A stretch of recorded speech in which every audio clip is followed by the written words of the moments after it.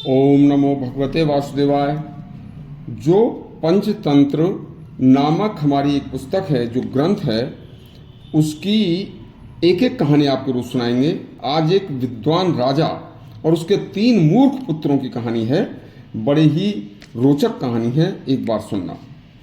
प्राचीन काल में दक्षिण भारत में एक अमर शक्ति नाम का बड़ा विद्वान, पराक्रमी व उदार राजा राज्य करता था। उसका नाम राजा अमर शक्ति था। अमर शक्ति राजा के 3 पुत्र थे।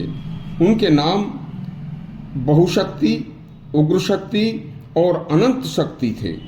लेकिन दुर्भाग्य से राजा जितना विद्वान था, उनके तीनों ही पुत्र भारी उद्दंड, अज्ञानी व दुर्व्यसनी और दुर्विनीत थे। अपने तीनों ही पुत्रों के अज्ञान और मूर्खता से राजा बहुत चिंतित रहता था।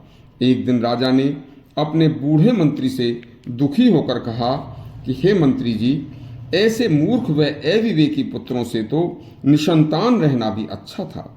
देखो, पुत्र के मर जाने पर कितनी पीड़ा होती है, लेकिन मूर्ख पुत्र के होते हुए उस मूर्ख पुत्र से कितना दुख होता है, यह मैं जानता हूं।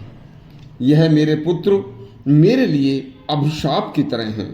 देखो, हमारे राज्य में एक से एक विद्वान पंडित व ब्राह्मण रहता है। कोई ऐसा विद्वान या कोई ऐसा पंडित बताओ जो मेरे तीनों पुत्रों को, मूर्ख पुत्रों को शिक्षा देकर किसी तरह से ज्ञानवान, विवेकी और सदाचारी बना सके। अपने राजा की दुख भरी बात सुनकर उनका मंत्री सुमित बोला, हे महाराज, मनुष्य जीवन बहुत छोटा और अनिश्चित है। पता नहीं यह कब इसकी निश्चितता खत्म हो जाए।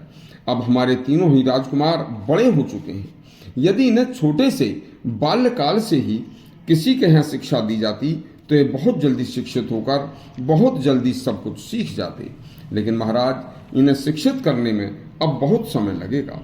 देखिए, अब तो इन्हें कोई विद्वान, भारी विद्वान, शास्त्रों का ज्ञाता कोई केवल सार सार पढ़ा दे।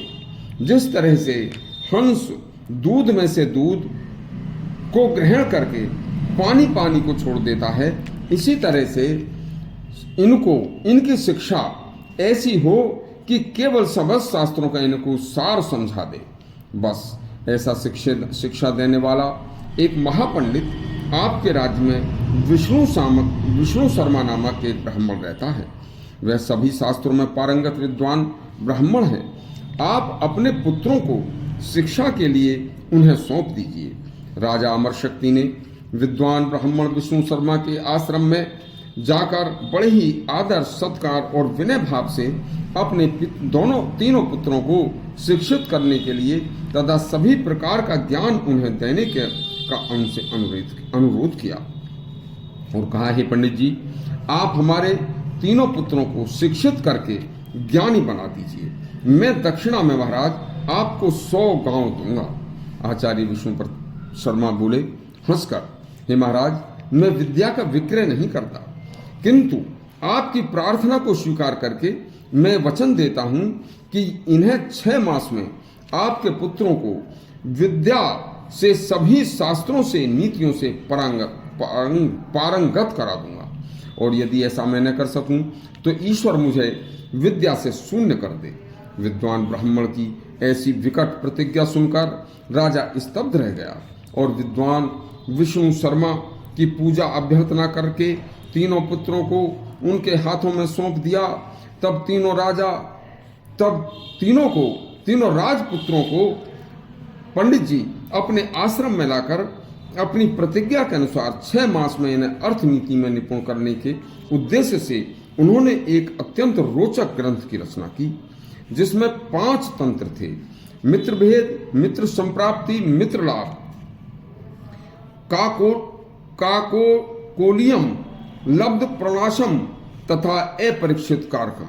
इसी ग्रंथ का नाम पंचतंत्र रखा गया था। विद्वान ब्राह्मण ने लोक कथाओं, लोक गाथाओं व ग्रामीण पुरानी दंत कथाओं से उठाए गए अनेक प्रकार के जीवंत दृष्टांतों से भरपूर इस रोचक ग्रंथ को बनाया था। और इस ग्रंथ के अध्ययन से तीनों ही राजपुत्रों को उनको अच्छी तरह से अवगत कराकर, उस ग्रंथ को अच्छी तरह से पढ़ाकर समझाकर उद्दंड मूर्ख अविवेकी राजकुमारों को सामान्य सी बातों से समझाकर अपनी प्रतिज्ञा के अनुसार 6 मास में ही अर्थनीति, धर्म नीति व नीति शास्त्र में पारंगत कर दिया था। यह पंचतंत्र नामक छोटा सा ग्रंथ अति रोचक कहानियों व दृष्टांतों से भरा पड़ा है। देखिए, कोई भी व्यक्ति इस ग्रंथ को पढ़कर ज्ञानवान बन सकता है तथा अपना जीवन सरल बना सकता है। कल से इस शास्त्र की एक एक सुंदर सुंदर कहानी आपको सुनाएंगे। धन्यवाद।